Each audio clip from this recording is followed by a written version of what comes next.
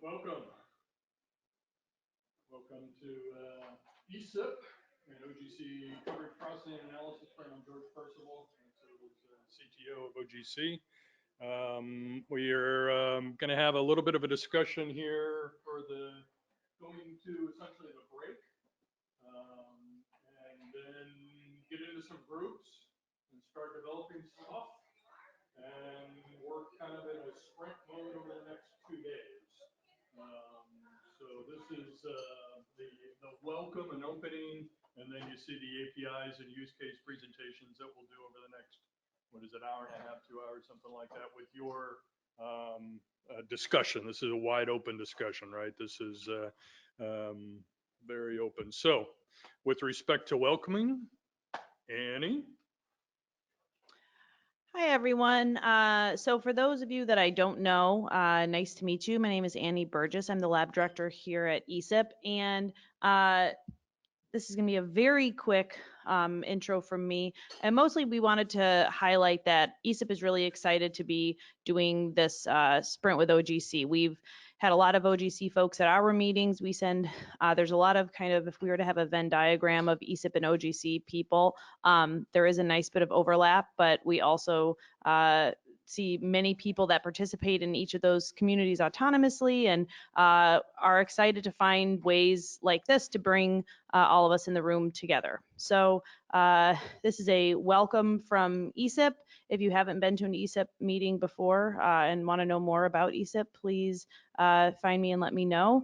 And if you have any logistics questions about the day or about the week or about where anything is, let me know. George?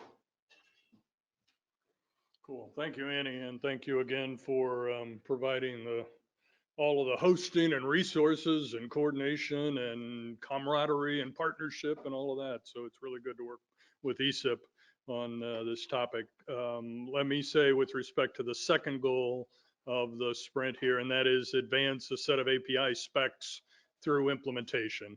So you may be familiar that OGC has a set of OGC web services defined back when Alan Doyle's hair was a different color.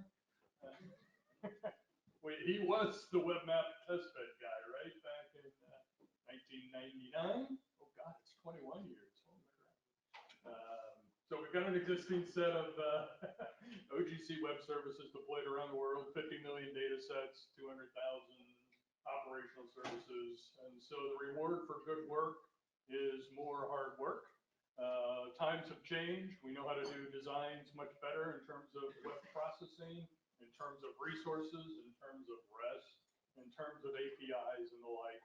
And so we're undertaking this set of sprints that have been going on for about 1.5 years now, starting back with some work that was done with Common and Features and processing and coverages and the like, and map tiles.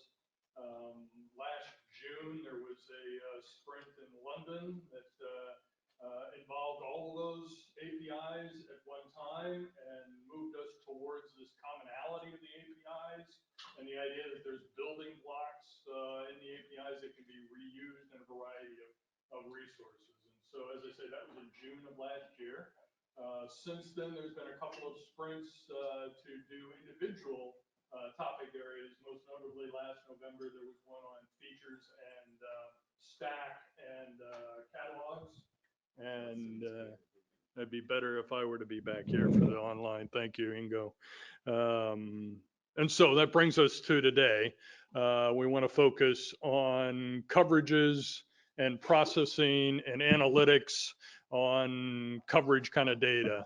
And so it's so encouraging to see the folks that are here today. Many of you have been involved. Some of you are brand new, but there's also collective wisdom in this room.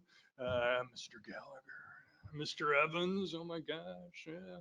The original WCS editor, yeah. Peter and Stefan and the like. So lots of good folks in the room. We want to focus on developing something that works for this broad set of data, sometimes talked about as raster, sometimes as multipoint, the collectively known in OGC and other areas as coverages. That is any kind of data that has a field type representation in contrast to vector data, if you will, fields. And so how do you put a domain and range on a field? Domain being the spatial extent, spatial temporal extent, and then range being the values of that field. And so you'll hear that moving forward. For our remote sensing guy, my background's remote sensing. That was always encouraging to me to see a coverages approach as it brought some commonality between remote sensing and GIS. And so that's all I'll say about that. Goals are to advance those specs through this common process. Cool. We're going to go into a discussion, but before that, I think it might be useful to know who's in the room. And there's a lot of folks in the room. So if you can say your name and your organization, I think that's a good place to start. So why don't we start with Chuck and then work our way back and up and around. Chuck.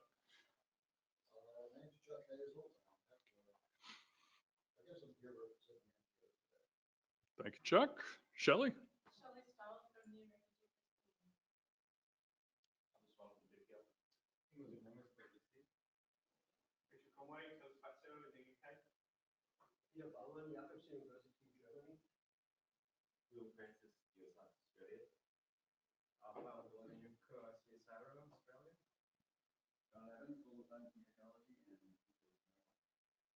Aaron Freeze, NASA LPDEC.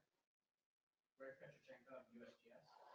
Bob Samwarns, AAU, APLU, accelerating public access research data. Alice Premium, GPM. Caleb Murphy, University of Alabama, Huntsville. Emily Moss, APM. Jonathan Yu from SAR, Australia. Patrick Quinn, NASA EEV2. Yaxian Wei from Oak Ridge National Lab. Excellent, and Amy Casey from NASA Denver. Amy Burke, Space Development Team. Matthew Hansen, Element 84. Chris Lewis, NASA DLSTIS. Ethan Davis, Data Keeper. James Gallagher, co-lead act, and also NASA EEV2. Tom Carlitos, we got Canada. I'm Alan Jordan. They are representing the NASA as the standards office. Dave Blodgett, US Geological Survey. Annie Burgess, ESIP. Stefan Meisel, UX from Austria. Cool. Welcome all. So here we go. Let's Chuck, come on up, and we'll start into a discussion about the APIs and then use cases.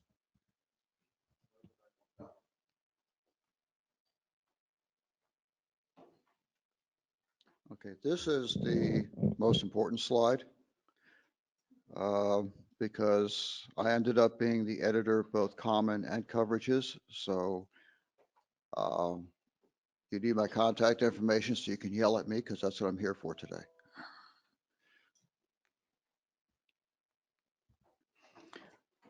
We'll start about talking about OGC APIs. The idea behind an API is a realization that the community, the industry has kind of moved past web services into more of the RESTful environment, API-based environment, resource-oriented environment. And we spent quite a bit of time arguing about what is REST and what is not REST. We finally threw that away and just said, I mean, if it's in the scope or in the open API based, then that is close enough. So what you hear a lot of this week is talk about open API, not because we are enforcing open API, but that is the design pattern and the model for APIs that we're building on. It allows us to avoid a lot of the theological discussions. So open API is kind of the foundation which we have for a resource-oriented architecture. We do use open API right now because it's the only suitable API description language we have. We also build off the W3C spatial data on the web best practices. These are best practices on how you represent spatial data using an API resource-oriented paradigm. And most important for today is we focus on the developer experience. That is, rather than sitting up in our nice little ivory tower and letting you all have our received wisdom, we're turning it around. We've put together what you might consider a beta version of these standards.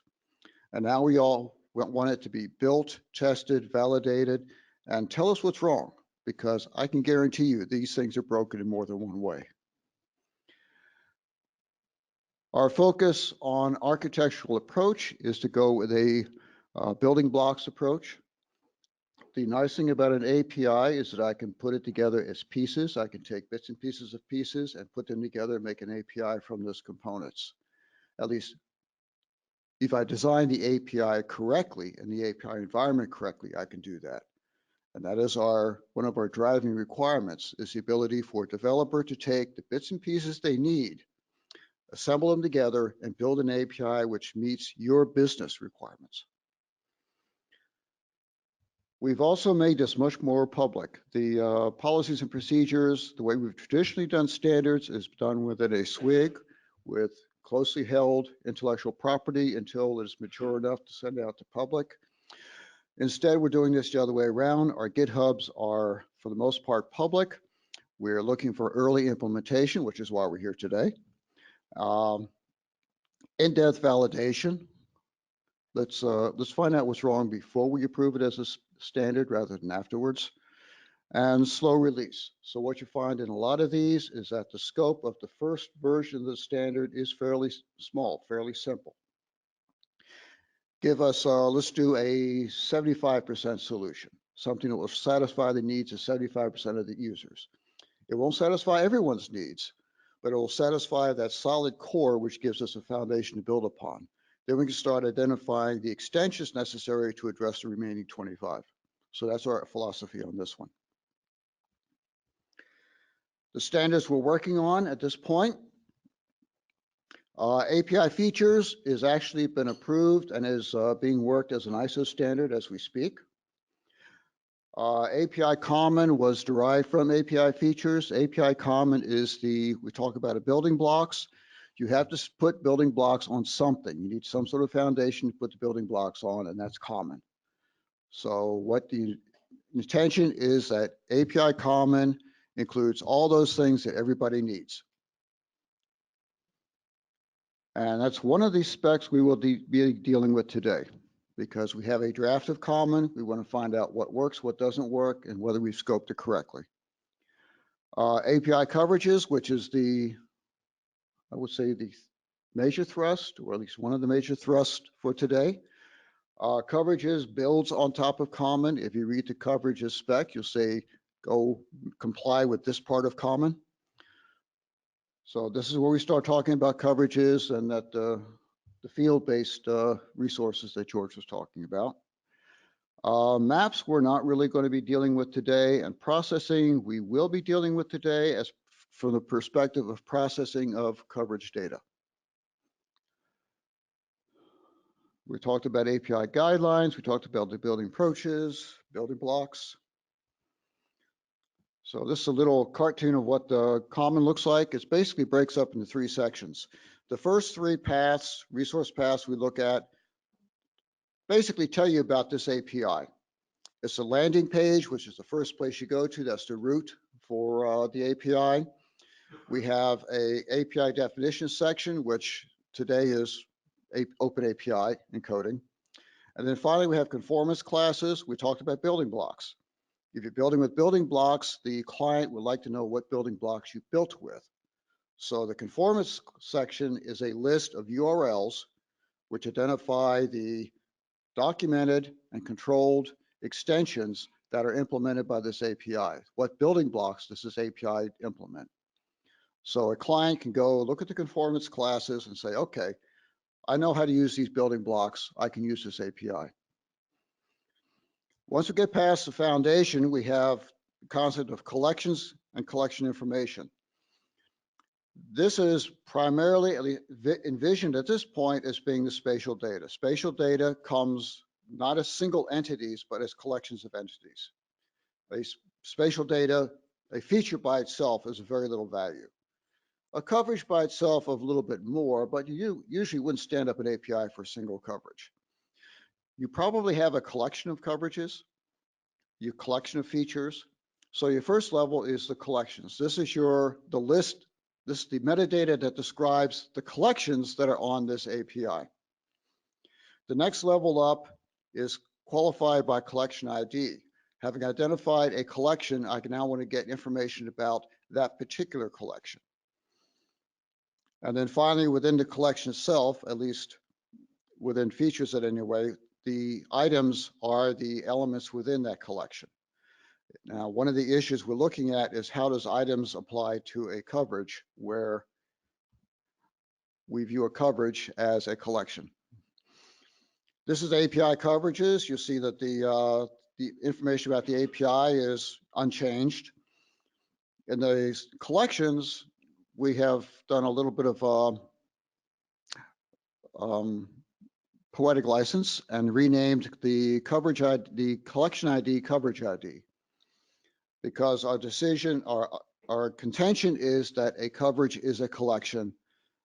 Therefore, a collection is a coverage is a collection. Therefore, the coverage ID and collection ID are equivalent, they're synonymous. So we use coverage ID simply to help us better understand the context that we're dealing with, which is coverage collections as a coverage. Everything in red below here is what happens once you get into a coverage API, which I'm going to let Stefan talk about. So you can ask him questions about that in a few minutes. So why are we here? You go back a few slides, we talked about the focus is on developer experience. Well, how do we get developer experience? By getting developers together and having them experience the API. So we are here to get that developer experience. Now, these are API common, API coverage are not standards, they're specifications. And they're going to stay as specifications until we have exercised them to the point that we're confident that they're ready for prime time. So basically, like I said, view them as beta releases, beat on them, find out what's wrong, find the errors, let us know. We will fix them as we go. And hopefully we'll come out of here with a much better set of specifications that we can take forward. Let's see, we have GitHub issues. You all familiar with GitHub? We use a lot of GitHub. We have 2 GitHub sites. I'll talk to those in just a minute. Yeah, this is good. Game plan for today. Once again, these are specifications and not standards, which means we can change them. They are not locked in concrete. These are not frozen. If there's something wrong, let's identify it, let's agree on what the change needs to be, and we will update it. There are 2 GitHubs we're working off of, one for API coverages, one for API-Common. There is a PDF version of this not a PDF, there's a PowerPoint version of this presentation on the GitHub for this sprint, and these links are all active in the PowerPoint version. Both repositories have a January 2020 sprint branch. That is the branch that was established for this sprint.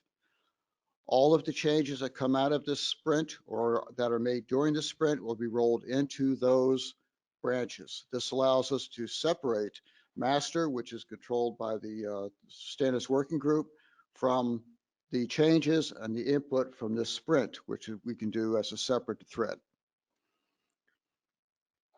And if you don't like to mess with GitHub and ASCII doc or any other stuff, that's where we go back to the first slide, which is my contact information. That's what I'm here for, to get yelled at. Finally, on issues. GitHub has a section for issues.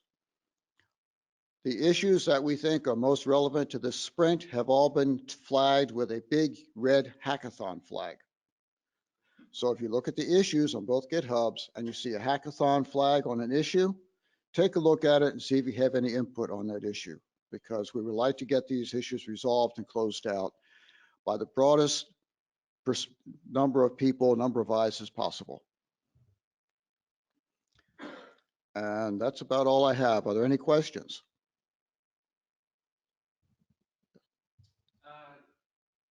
So if a collection and a coverage is the same, Mm-hmm. then why have different nomenclature? Not different nomenclatures. Well, they're different terms. You have Yeah. coverage ID and collection ID, whereas, I mean, if you just have the same, then all you're doing is adding a different endpoint onto the end of it. Like, No, actually, it makes no difference whatsoever. so then why the different terms? Because it seemed like a good idea at the time. The path is a URL template. And the bit within the curly brackets is not a term, it's a parameter. So when you actually write the URL, it would be /collection/12345/ so on. What I call that 12345 doesn't really, there's no semantics associated with that. It's just an identifier. Well, sure, but you had to explain the fact that they're the same. It doesn't seem like that could have avoided. Well, perhaps. So that's a question. That's feedback I'd kind of like to have. I mean, it's called a coverage ID because I thought it'd be a cool idea. I thought it'd be a cool idea because we're in the API coverage spec as opposed to the API common. It really makes no difference on the API or the implementation. It's simply a documentation issue. Does it clarify things or does it muddy things? If it muddies things, then I'll change it to collections. So would it be appropriate for him to start an issue? Start an issue. And let's kind of get a consensus. Ultimately, it means it makes no difference in how you write your code and how it works. But it does make a difference in how well the spec communicates. Yeah, it just seems like it's less. Yeah. Yeah, so let's start an issue and let's see what people think. You know, I'm not sure it does make a difference. To me, I mean, semantically, a collection is really different than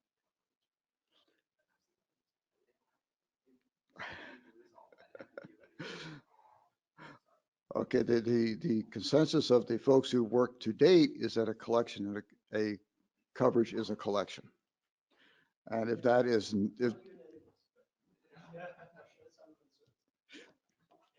they be nested hierarchical? Can you have collections of collections? Or what about things like, because coverage is often used over time. well, time is treated as an axis within a coverage. So to complex features.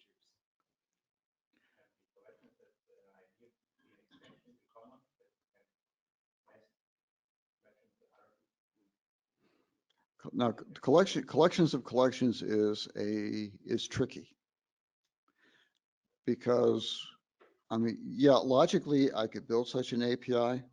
Describing that API becomes almost impossible. So the question becomes, can I do this in such a way to keep the API description simple enough that it's actually usable, but still do what you are? And I have some thoughts on that, but I haven't actually done the groundwork to see if they're feasible or not. Are you familiar with W10N? I'm sorry? There's a web API called JPL. Web, so someone's called webapplication, also W10N. Mhm. And it implemented a syntax that's very similar to Mhm. the one that you described in these documents. And it does, it encodes the hierarchy. So you can essentially drive into a hierarchical HDF file. You go down and move through the different structuring elements of one of those files until you get to a loop node that is an array. Okay, so two actions. Alan, you will open an issue for API coverages on whether or not a coverage actually is a collection. I'm sorry. You're Alan. No, okay. But I did have my hand up because before they open issues, you go back to the GitHub link.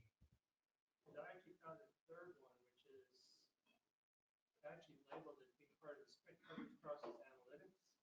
Right, that is the GitHub for this session. Right. Where they're opening the issues, because that one actually doesn't show up. Well, if you are doing an issue against either one of these specs, you want to do it on the GitHub for those specs. Now, what you will find also, since you've been there, you'll find in the Sprint GitHub, you'll find PDF and HTML versions of these specs. Okay, but don't open issues in the script. But if it's related to one of the two specs, do not open the issue in the Sprint, because then we won't be able to track it. But what I'd like to do is reopen the issue of coverages versus collections, because I thought we had that settled, but sounds like there is still some. I had dropped that vote pretty hard, and I feel like the issue that we had was fairly mature. So before opening a new issue, I think it would be worth To dig out spending a little time reviewing the debate to date on that topic. Okay, that's a closed issue, as I recall, isn't it? I think so. I was just trying to find it. I don't see it immediately, but that doesn't mean it's not there. I'm pretty sure it's still there. Look under, mhm.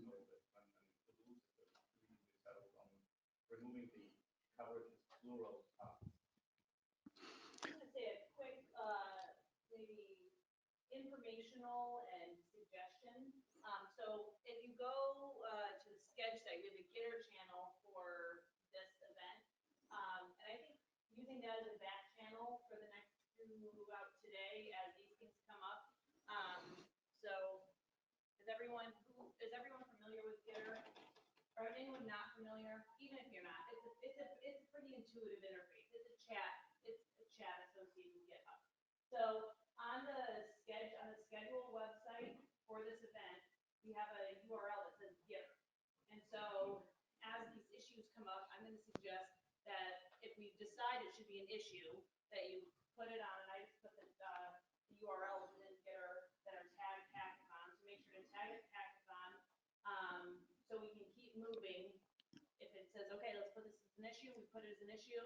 And if you want to continue to chat about it, this is your issue that you want to talk about throughout today, that use the Gitter channel as a space to continue to have those discussions.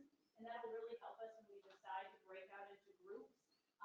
If there's been some clustering of conversation that's been going on throughout the morning, that might be an obvious group to continue talking throughout the afternoon. So again, if you go to the ESIP Fed 2020 schedule site, 2020 ESIP Fed winter meeting.sked.com, you should probably have all been there. Go to this event's schedule page. Look, there's a little link that says Gitter. Sign with your GitHub ID or create something else, and that would be a good place to continue conversation. That actually goes to the GitHub Coverages API. To Gitter? Yeah, I think the link is just wrong. Oh, well, I'll fix It that links right to now. a link that has the Gitter. Oh, does it have the Gitter? It does, Yeah. yeah, it says, Indirection. see here, let's see, ready?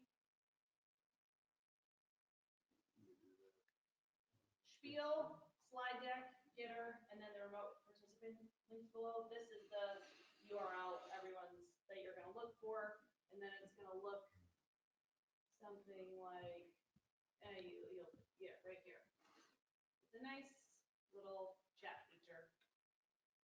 So that's my suggestion of how to kind of keep us going. We have about, in terms of schedule, we have 1 hour to get through a good bit of Yeah. content. No, I think we're about done. Great. One other action is we do have an issue on coverages of collections of collections. So I'm going to go find that issue and flag it as a hackathon issue. That we have a collections that, for instance, an ensemble model runs, you can put the models all together and represent it as a single coverage for data set, I would say. And you can access it in different ways than you can with subpieces. So it's, I don't know if it's collections or. That sounds like those would be items. You know, for multiple collections, you have to connect them on demand, depending on your structure, how you want to structure it.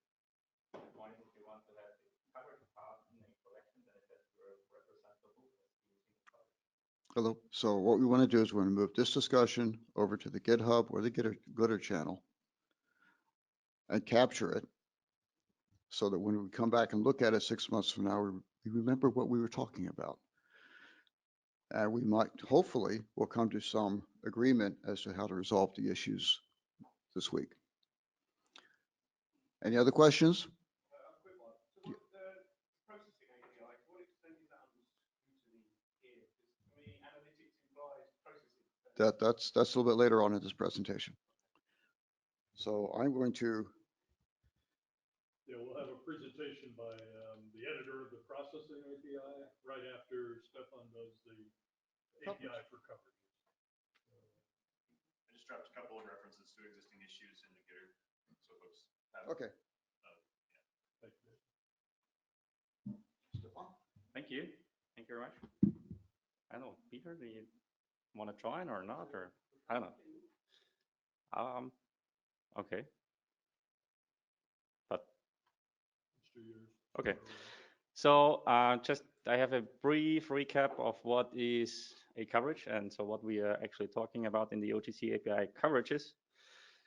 I'm not going to read you the definition of a coverage, but the important part is that the structure of a coverage, as we have defined it in OGC, is in defining coverage implementation schema. So the definition is from the abstract specification, but the coverage implementation schema is the actual implementation where you find the XML and JSON schemas for coverages. And the point I wanted to make here, because that's important afterwards for the paths that we have defined, are the components that a coverage is made of.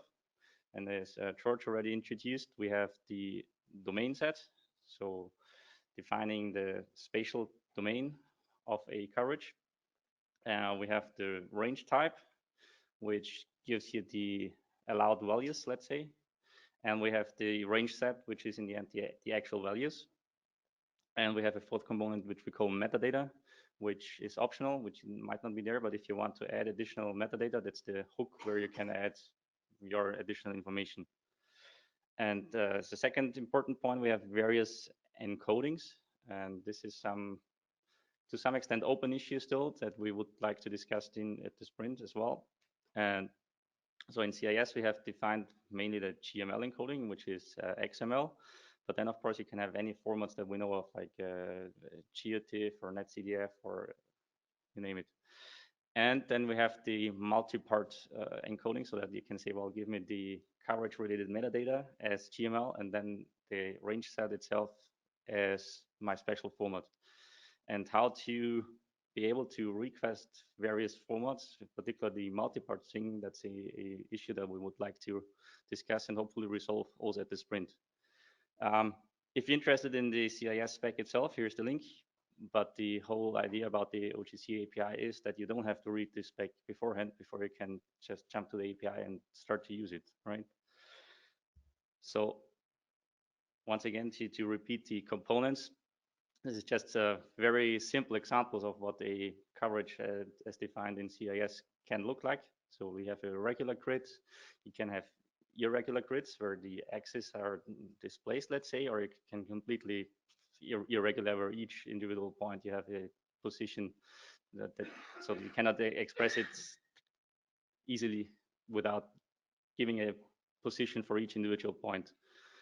And of course, coverages are not only 2D, you can go any dimension in the end.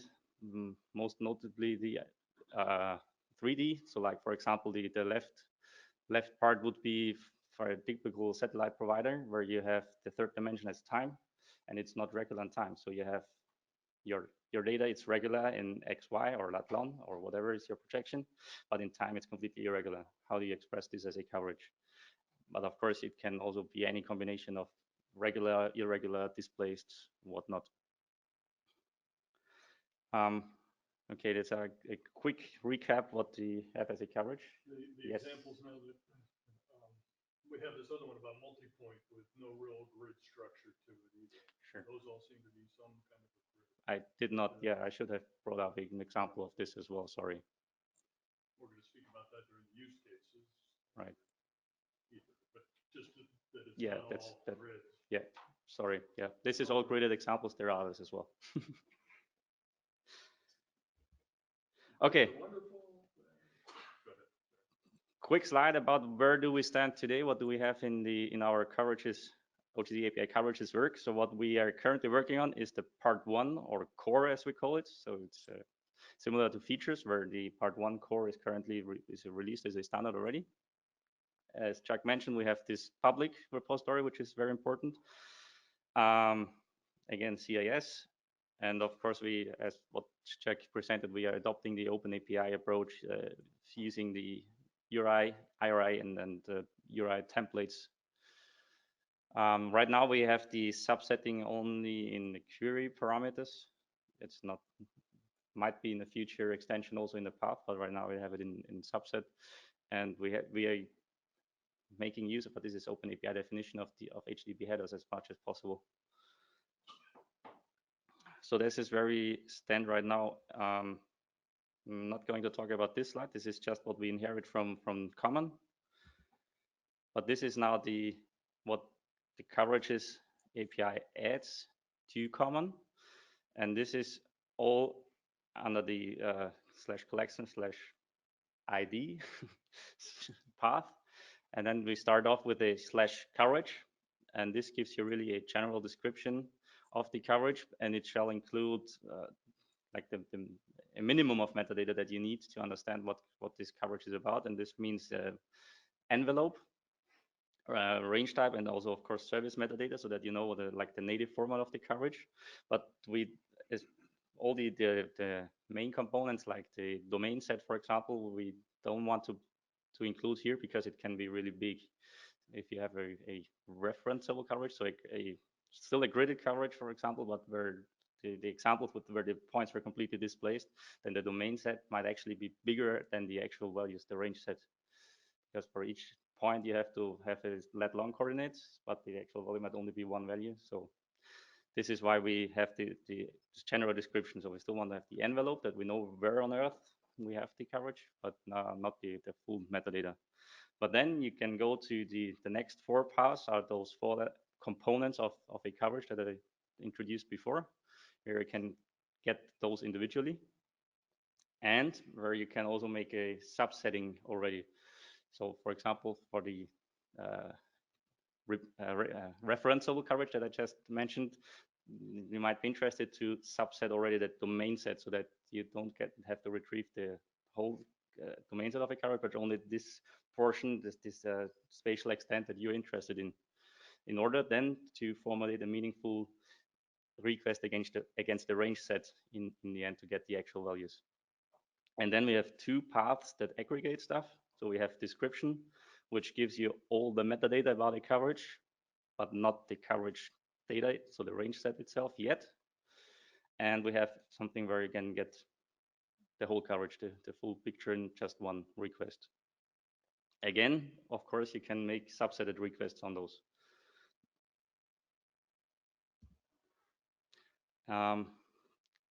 Just briefly about conformance classes, as Chuck introduced, our core has 5 conformance classes, which one of is called core again, which might be confusing now that I say it. Anyway, we have the core conformance class. We have a subset, so that the subset parameter is properly defined.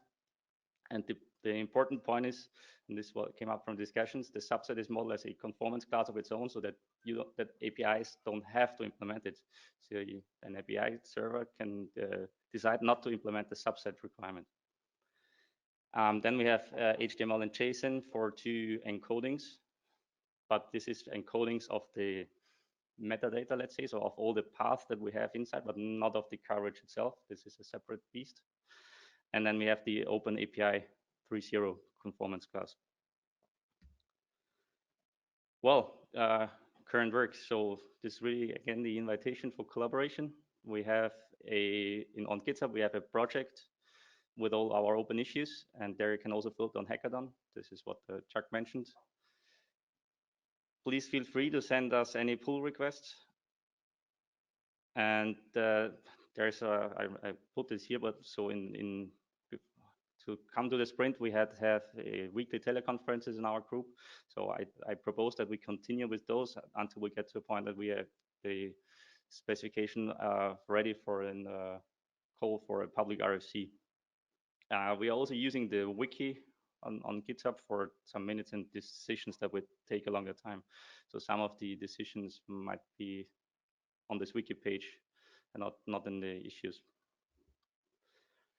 Final slide. Well, what are the sprint objectives from a coverages specification point of view? We really would hope to resolve the open issues that have been labeled as hackathon. And we want to get as close as possible to a version for public RFC via the branch, the January 2020 sprint branch that Jack mentioned. For me personally, I will be working on the open API definition, the open API specification.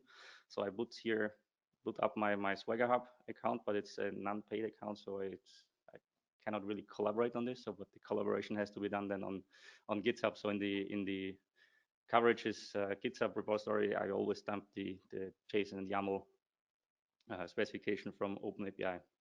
So yeah, any help is welcome. Thank you. Questions?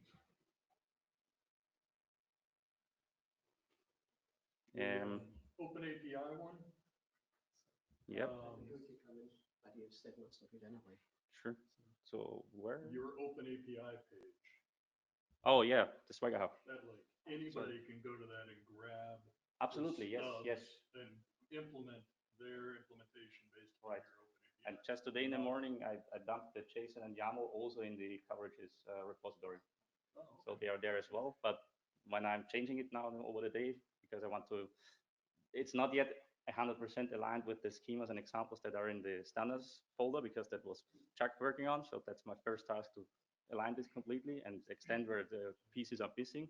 But it's open, so anybody can go to that link and grab the current version yet. Okay. Assuming that it works a little bit like so what do you Mac, have, Peter? do we have any USB out? Unbeknownst to us, Peter, what are you going to do? Just bring up 2 slides in addition, because most of it has been said anyway. Can I unplug here? No, likely not. Yes, I'm just looking for a free USB port, but they all seem to be busy. That is for sound. This is for unknown audio visual sort of things. So we'll take house sound away. Is that something that I could bring up here if you send it on a quick? Unfortunately, no. I guess it will take too long if I put it somewhere now. Yes, this is something that I don't want to mess with in terms of pulling out USBs places. So yeah, if you maybe yes. Why don't you upload it? Right. Upload it and then Change yeah, sounds good. We'll do yeah. Alternatively, if you tell me where the login coordinates are, I can also get online and do it from my PC. Here's your Wi-Fi password, No, Marriott I'm Conference, here, and then if you go to. Okay, good. I'll log in there. Okay, so let's switch and I do it afterwards. Great. It's a short thing anyway. Okay, great. Hey, Ben, sorry, I'm talking to someone that's online. Ben, I'm gonna, if you want to unmute now, can we test your audio? Test. Hi, Ben. Hello. Can you say something a little bit louder? Yes, how about that? We can hear you. All right, so I'm just going to click through your slides. Oh, okay. You want to be presented? Yeah, it doesn't matter. But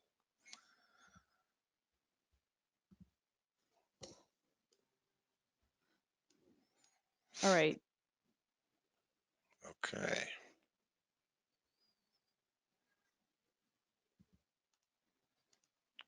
All righty.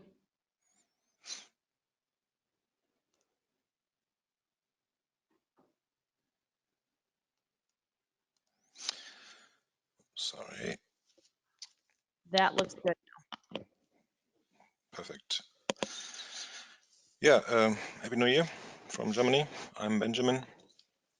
I work at 52 degrees north, which is the latitude and also our company name.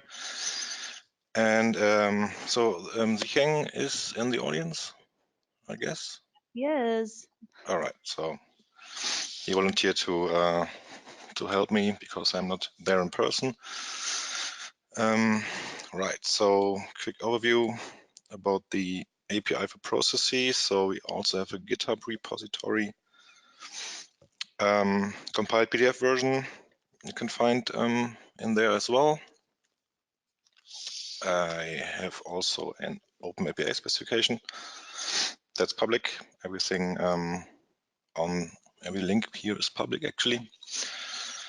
And there's also a link to the original web processing service 2 interface standard.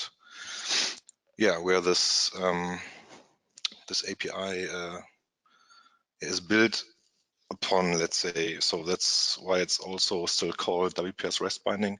Originally it was yeah, just that. So we had a key value pair binding for communication, XML binding, XML post binding, and yeah, so we created a couple of years ago actually also a REST JSON binding, which is now called the API processes. Yeah, so we aligned pretty much with features and therefore also with the common. So we have a core components class where some resources and operations are defined. And there are also some possible extensions for the API. There is some demand and also some work was done with a transactional extension. And people also like to have more options for job monitoring. So a job is a process execution and people want to pause delete jobs and get also possibly more status information. So that's future work. And let's see what's the current status. As we have seen for coverages and also for common, we have defined some paths for our API. We do have not all the, but most of the paths that are defined in common. We don't have the collections path. Yeah, I think this is kind of an ongoing discussion whether the list of processes that this API offers can be seen as collection or not, but I don't want to go there just now. Yeah, but we define an API path to get the list of processes, to get a single process ID, in the second bullet point. And then you can get a list of the jobs for this process, so the process executions. To start a new execution, you do a HTTP post on the same endpoint, and you have to send along the execute document encoded in JSON. You can get the status of your job, your process execution. And finally, if the job is finished, you can get the results. So yeah, this more or less covers all the operations that are also defined in the WPS standard. And I just mentioned that here. So we have a discussion whether we really want to force developers to follow these paths and to have to, yeah, let's say, learn all the JSON schemas that we have defined for all these paths, or if we leave it more open and let's say let developers just use Open API to specify their WPS, their API for processes. But there's an issue in the GitHub that you can have a look at to get the picture of the discussion. But I mean, The API is, I think, pretty advanced. So at least speaking about the documentation, the texts are all there. We have a couple of implementations for this, seems to work quite well. But yeah, if you during the sprint find out that you don't want to do that, you want to do it differently, so please let me know. And if it works for you, maybe also let me know. Anything is welcome here. Any discussion. Right. So this API is, as I said, out there for quite some time. Was heavily used in the OGC test beds that are done every year. And we are also working on new things. So we look at integration of this API with big data, EO data, as we hopefully will also do in the sprint. We look at machine learning services, how they can be accessed through the API for processes. Yeah, and we're always looking to have more implementations out there on server side as well as on client side. See how that works, whether the concept is okay or what's missing. And also we plan the first half of this year, hopefully to have the documents, the draft documents ready to go for public requests for comments. I mean, it's all public already. You can just go there, also make a pull request, create issues, ask questions. But we want to open up for the broader community, so to say, soon. Yeah, and as for the goals for this sprint, I would say hopefully there will be some implementations on client or on server side. Right. That's it from my side. Any questions? Yeah, I have one, and I have one quick one for you, Ben. Are the issues tagged in the GitHub repo that it's the Open API Sprint? I'm presuming that means this event, that you have the tagged issues for the GitHub URL you posted? Yeah, I think so. Okay, great. So yeah, on the repo that within the slides, it looks like there was about 5 or 6 of them, and they're blue compared to the red ones. But I just wanted to call that, folks. Yeah, Chuck, question, comment.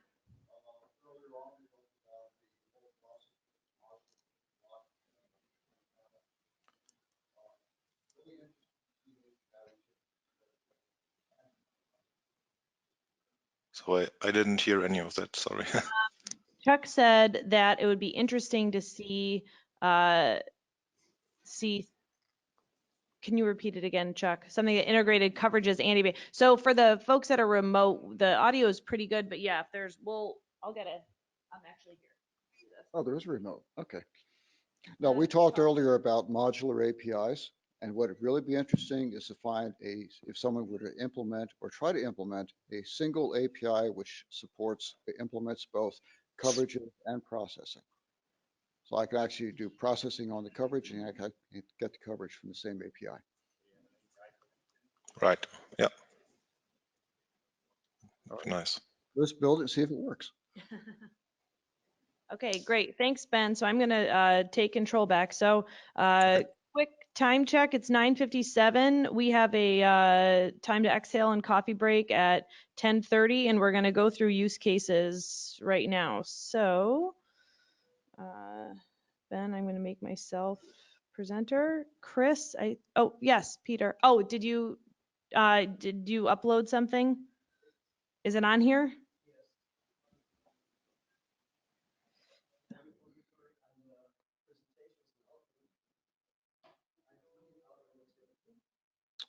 Event repository. Do you want to steer yourself? Oh, not on a Mac.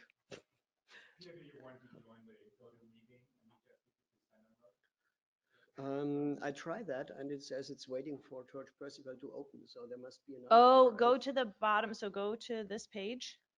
No, Do you know this maybe, page? maybe just going into the repository now to keep it brief Okay, the GitHub repository for Right. this event. for this event. All Yes. right, let's get there. Get there.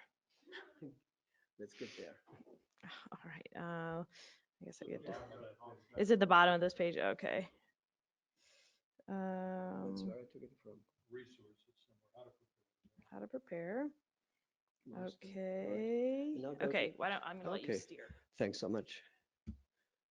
This one and that one. Actually, so much has been said already by Stefan, and we did it the inefficient way. That is, I worked on it myself this morning, and so we had duplicate stuff and all of that. We can simply forget. Stefan has done a wonderful job in presenting that we have the coverage. By the way, that pays off now. In 2012, we decided to separate the service from the data model, and that means now we can have coverage support independent from the WCS. So different specs can support that, different services. CIS, the coverage implementation schema, has been described, and the OAPI has been described. Nothing to say here. I just want to present that we have. Oh, can I open that somehow? Okay, we all can read HTML. We to the raw. What can? Okay. Even more raw. We can open this file in GitHub. Okay, whatever.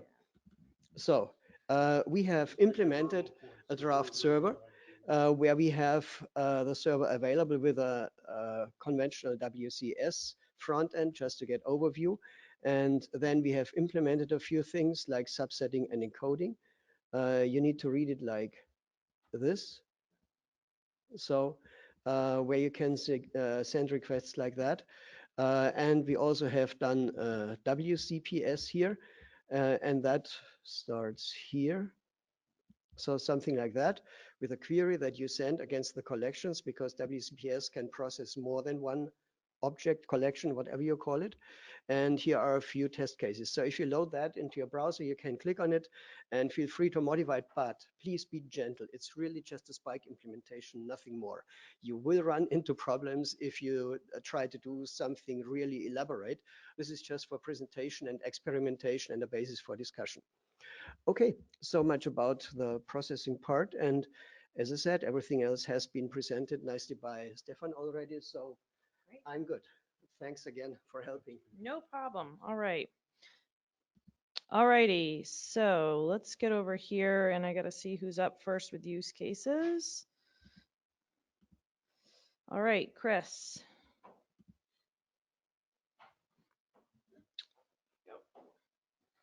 All right, so the, the first thing I want to mention is that these are really suggested example use cases. If you have some additional use cases that aren't on this, by all means, go ahead and implement those as well. This is really just to start you thinking about possible use cases. These are common in the NASA science research realm, as well as some of the applications realms. And hopefully they're common across a number of others as well. So the simplest, by the way, for you skiers there, we've got this skiing. So subset by bounding box over an image like a geotiff, or over a regular 2D grid like a land surface temperature. And by the way, I also have put some NASA data, nicely time aggregated in NetCDF, up in a, we're making that a public S3 bucket. So it'll be a public S3 bucket. If you don't have your own data, we've got other NASA data, that we can help you download or find or wrangle or whatever you want as well. In the more difficult area, we're actually adding dimensions. So adding a Z dimension, for instance, subsetting by bounding box over a 3D XYZ grid. The other way of doing 3 dimensions is XY time. And then also in that sort of more difficult area is subset with interpolation and or reprojection. And for those of you that want to get interesting about this, I mentioned the data that I've got in there. We've got the same data in both the sinusoidal projection and Cartesian projection. So if you want to see some of the differences that can occur if you do that sort of regridding or projection, we've got some possibilities there. And then in the most difficult area, you've got either doing all 4 dimensions, X, Y, Z, T, and I should have done 5 to bring in Ethan's ensemble dimension as well. That's kind of a model thing. And then lastly, to subset by shape, like a watershed from a regular 2D grid. And this is where actually might be interesting to try to mash this up against the WFS or I should say the API features to essentially acquire the features through an API features and then use that to acquire the coverage within that feature. Let's see. This is Dave, right? So actually on that point,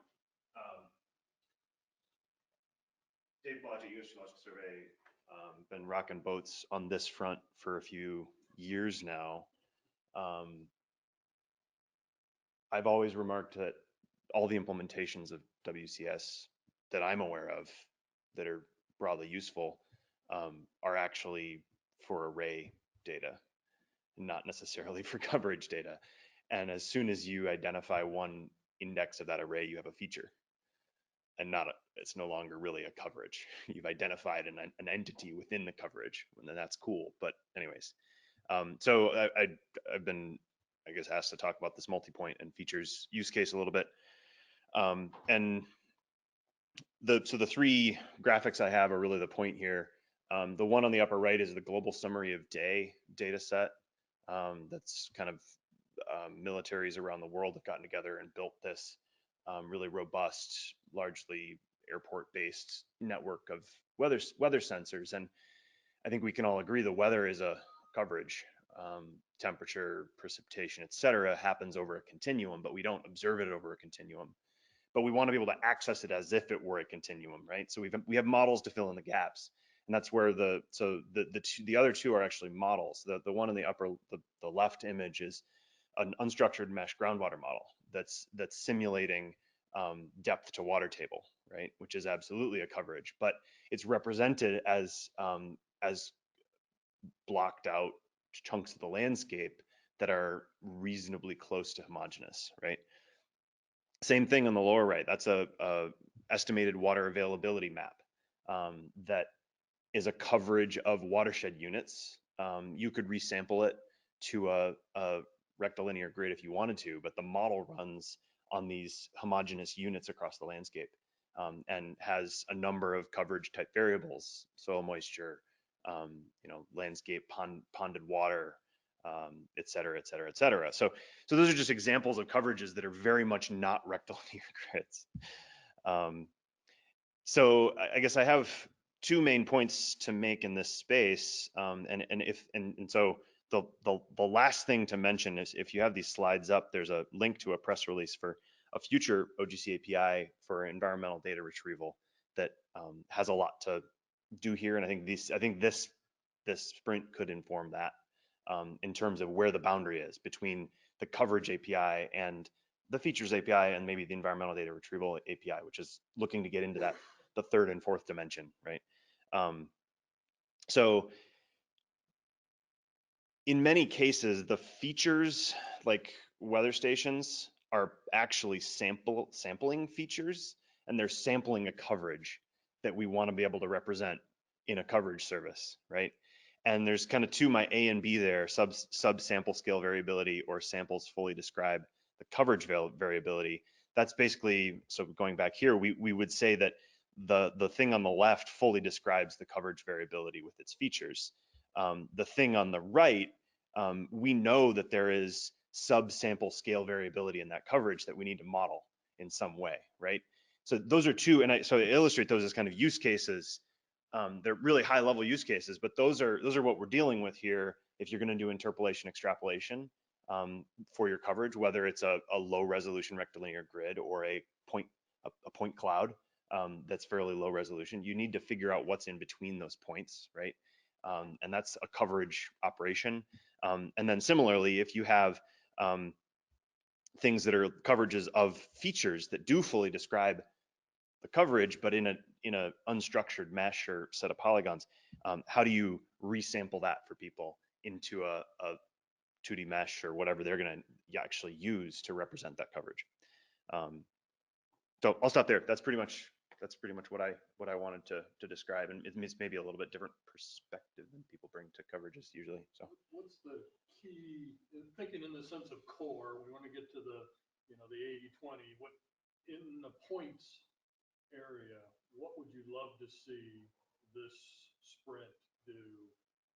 I would really like to see a good mock-up or demonstration of how you can take a point coverage of features and specify one of the properties of those points and interpolate between them as a coverage, and use the coverage API to get the interpolated coverage of values of the property of the points, and the feature API to go figure out which points in particular. So the airport weather data set, find the So a temperature perfect between example two is the DAMET, and we've got somebody here representing this data who knows it very well. The DAMET data set has uncertainty at all the stations that they use, and then they interpolate, extrapolate a coverage that's a rectilinear grid, a projected rectilinear grid. And there's no clear way to say, well, how do I represent those points as kind of members of the coverage so you can start to understand the uncertainty of the coverage. So that there's a really particular use case that I think would be really useful here. So David, yeah. I just want to comment on that. I think that's a very interesting topic. Yeah. Game map interpolation happens not just directly on the observations themselves, but also by combining or integrating additional auxiliary information like the elevation, terrain, slope information. So it's a more complicated process. And there are certainly, well, I mean, interpolation extrapolation is just a simple model. You have a complicated model. so it's a spectrum, but yeah, I appreciate the point for sure.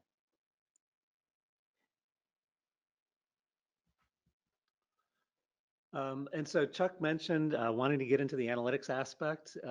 Obviously, it's probably good if you get the coverages working first before you jump into doing analytics on the coverages.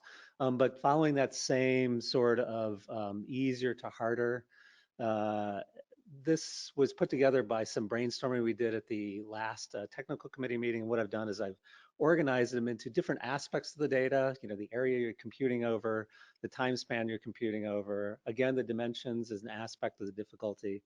Whether you're looking at a single band or variable or multiple bands or variables, whether you're doing spatial gridding, and then finally how scalable it is, particularly those of you that are working in the cloud, for instance. So whether you can do multi-threaded, multi-noded, or federated analytics. So a couple of simple examples would be to do rainfall accumulation for a particular time period. This is actually the time period for Hurricane Harvey over a simple B box. Likewise, the sort of 90-degree rotated version of that is a time series of rainfall averaged over that B box.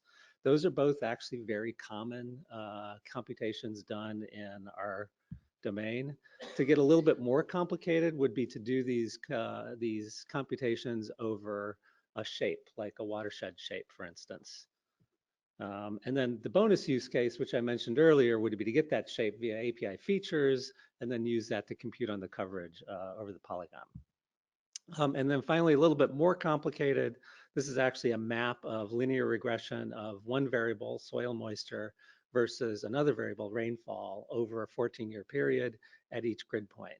And then there are some even more complicated aspects, for instance, radiometric terrain corrected synthetic aperture radar.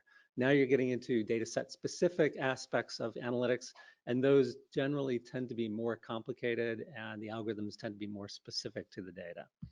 And so finally, in fact, some possible examples where we can't offer any guidance for you. If you have these algorithms with you, feel free to try plugging them into this. For instance, multi-resolution fusion of MODIS and Landsat, dust storm extents in time and space, on-the-fly retrievals, and then finally your algorithm here. And these are the double black diamond aspect. So that would be awesome if you could get this far, but even if we could just do some basic analytics, back here, we would demonstrate the principles we're trying to accomplish. that it? Questions for- for use cases for Chris and Ethan. Leslie? part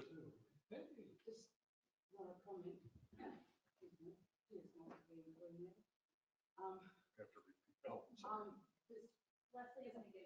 Oh,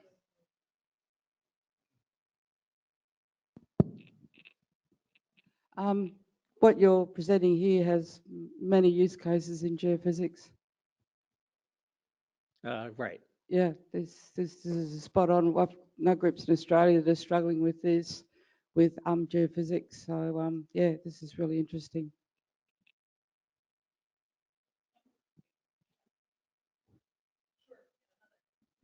Now, I will admit there might be some Earth observation bias in the use cases just because that's where I come from. And I was just going to say, so we've got about 15 minutes until our break, so I think we could use this for open discussion of basically what we've talked about this morning. And then once we get back from break, we're going to make our plan for how we're going to break out for the rest of the day. So this is I say we keep going for 15 minutes on the open discussion of what we've been going on this morning.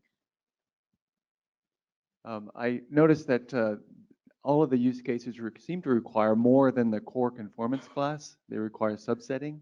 And so I don't know how firmly the definition of conformance classes is at this point. I'm catching up on a whirlwind of activity here. But I just wonder whether the subsetting conformance class should be part of the core if we want to support all of these use cases, or that's just a comment. Speaking of the specification, the 5 conformance classes that I had on the slide are all part of the part 1 of core of the specification. It's just that one of the conformance classes is also named core, which we might want to, I don't know, change maybe. But yeah, subsetting is part of the core, but the point is that an implementation not necessarily has to implement the subset conformance class. If you don't want to support it for, I don't know, whatever reason. But it's the interesting. Sure. So actually the rationale for moving subsetting out was for the simple, almost trivial WCS where you're just posting a bunch of images. And you want to be able to serve those images, but you really don't have the desire or need to allow people to subset them. So it's kind of the 65% solution. And I guess the question is, who ought to encourage that kind of thing? Most people do more. So, in the spirit of what you're saying, John, let me add another perspective. Do we think user-centric or implementer-centric? We can think about services that we trim down as much as possible, essentially to FTP level, so that every undergraduate student can implement it. That certainly gives lots of implementations. Or do we want to have something that really makes the user's life easier, which might mean that there is more implementation effort needed, but then we get a more valuable service? Just a question of a different perspective.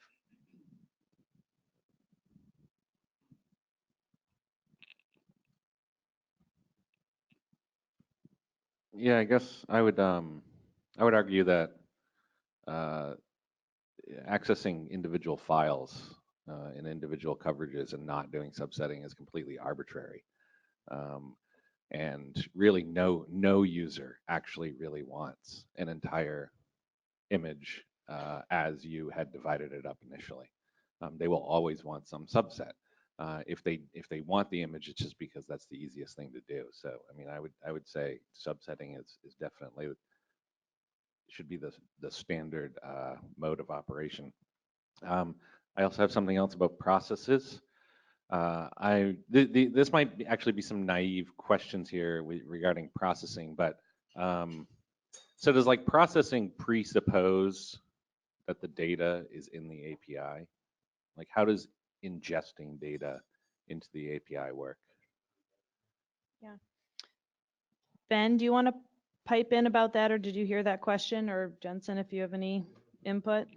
Oh, Ben, we could hear you if you want to respond. Yeah. So I don't think it has to be in the same API. That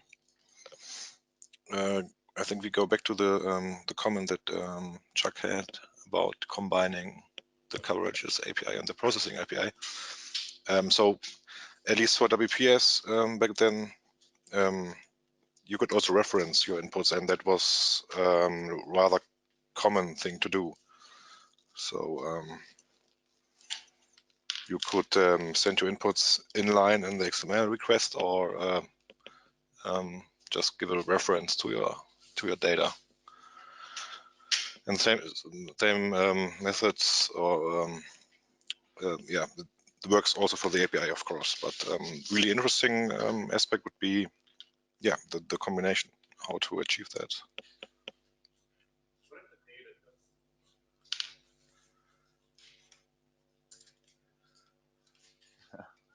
What if I have data and I want to add it to an API? How do I do that? I mean, depends on your API. There are transactional extensions for the data services as well, for example, for the Features API. And but if you execute a process, you create, let's say, new data. And one question that we also are discussing is what to do with this data. How can we store that on the server? So the Features API right now is working on the extension, which makes your API writable. Yeah. So when they finish that, we'll probably clone that and modify it for common and then possibly for coverages. So for coverages, we have WCST, so the transaction extension as well. And that allows you to insert, update, also partially update a coverage, so replace part of it, and to delete coverages in the end. Of course, to be protected separately. And so actually we have a role model that has been used on hundreds of terabytes of data already in practical use. So that would allow you to maintain and also maybe to provide new objects to other services like WPS.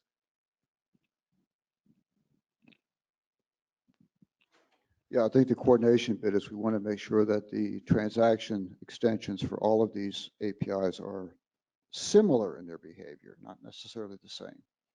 But that's kind of where we're going right now. Any other open questions or comments about anything that we've discussed this morning? Yeah, Ingo. One of the first discussions that came up this morning was collections of collections, or nested or not nested. And we don't have a real nested use case on that list. We kind of have what Dave presented has a bit of it in it, but I think maybe given that this was one of the first items that came up as a discussion, maybe we should identify an explicit use case where we say, well, let's at least give it a shot. So who asked for the issue of collections on collections? Well, Mr. HGF just walked in the door. That was Ethan. Did someone add that as an issue? That has been added as an issue, I believe. It has been, Yeah. so, okay. Well, there was a use case behind that issue in our discussion here, so, yeah. I heard a data structure, I didn't hear a use case. I mentioned ensemble models, but there's forecast, running a forecast every 3 hours, and you gather all those together, and you have production. We have model data that's run every, well, we're not running it, that we get run every 3 hours, and have all these grid files, and we serve them as the individual runs. We serve them as a 5D, so 2 time dimensions, runtime and forecast time. And it's not, anyway, so there's different ways of looking at it, and it's different ways of collecting the data. So for the data that I put up on the bucket, I put up MODIS land surface temperature. There's actually, I think, 3 or 4 different data products, which are different varieties of MODIS land surface temperature. And inside each one of those, there's an LST day and an LST night. And so you could break that down into 2 or 3 completely different hierarchies, depending on how you want to offer it to that end user community. So did we get that use case captured in the issue up at GitHub? Issue on the coverage or is that on the comment? On the, There was somebody who posted on the other. Is that the one? yeah, again, the Coverages? coverage. Personally, I like to see what happens when we try to do HDF5 on a coverage API.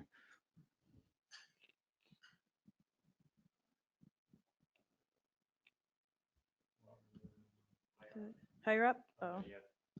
Oh, issues. So which one are we? If you just click on the red hackathon, it'll filter on those there. Oh, there we go. Coverage collections.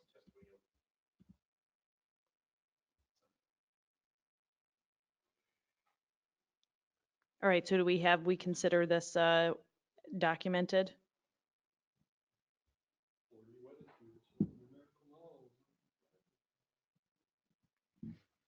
Chuck, where's the one that's about data set definition? Is that over in API features?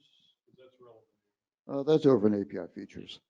That kind of goes back to arguments about what the authoritative dictionary is. Well, it also gets to kind of data set, be a data set, include data sets. It's the same recursive structure. Well, in features, a collection of features can include collections. So collections of collections is not a unusual concept. I haven't thought this through completely, so this could be off base, but how do we imagine things, and I hesitate to use the word tile, but essentially like tile data sets, whether they're HDF5 chunks or they're ZAR objects in an object store. How does that intersect with what we're doing here? Does it? Should it? Certainly does from a performance per point of view. If you would like to look into that, that'd be great. We do have another. No, there is another API thread, which I don't think it's matured. I'm not sure how far it's matured, but on tiling and yeah. Thank you very much for that comment. To use the word tile because I don't think these are not tiles. These are objects. Predefined subsets. It really is object store concepts. Object, yeah. But as Jack said, cloud optimized coverages. As Jack said, there is the maps and tiles API as well discussed right now. And for example, and to use the tiles path after coverage, this is something that I was thinking of to cover this use case. But yeah, tiles might not be the right name, but the concepts. Yeah, but kind of the philosophy is we would like there to be a generic tile solution which can apply to any resource type.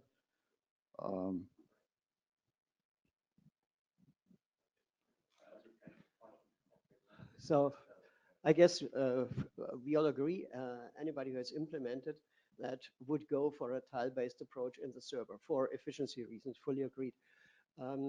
But I think this is an implementation detail which is not relevant for the user. I don't want to see tile boundaries. And therefore, in the first place, I prefer interfaces where I can walk seamlessly through space and time without having to think of tile borders. But that said, you sense that there are different opinions as on pretty much all details. And the solution, the way forward, obviously, is to have 2 APIs for each flavor. Yeah, so it's like, for example, there was a reason that NetCDF Java and Threads. So there was a reason that NetCDF Java and Threads decided to expose the chunking scheme of the underlying data through OpenDAP. Yeah, you do. Sure you do. I've seen it. I've used it.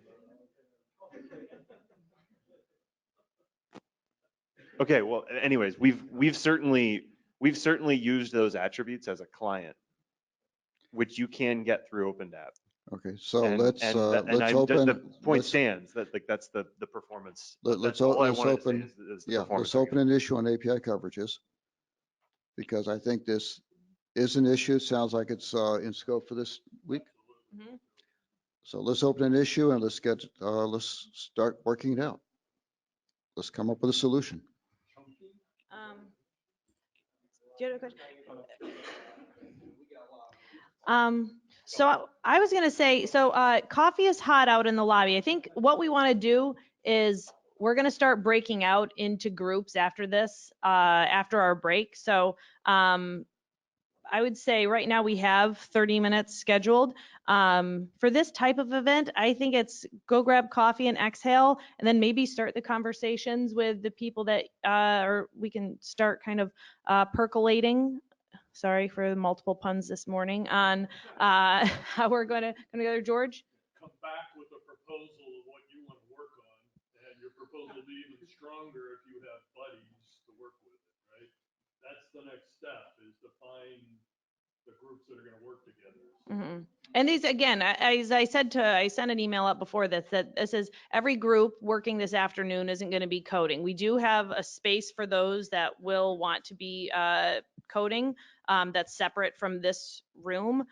We can also have groups that are discussion themed only. We'll have plenty of time to come back together. But again, I'm not going to go too much into the details here because I want you all to exhale. So let's plan to be back in here by 11, but please feel free to continue the conversation during break. So thanks, everyone. Oh yeah, coffee is where lunch was, same spot, just down the hallway.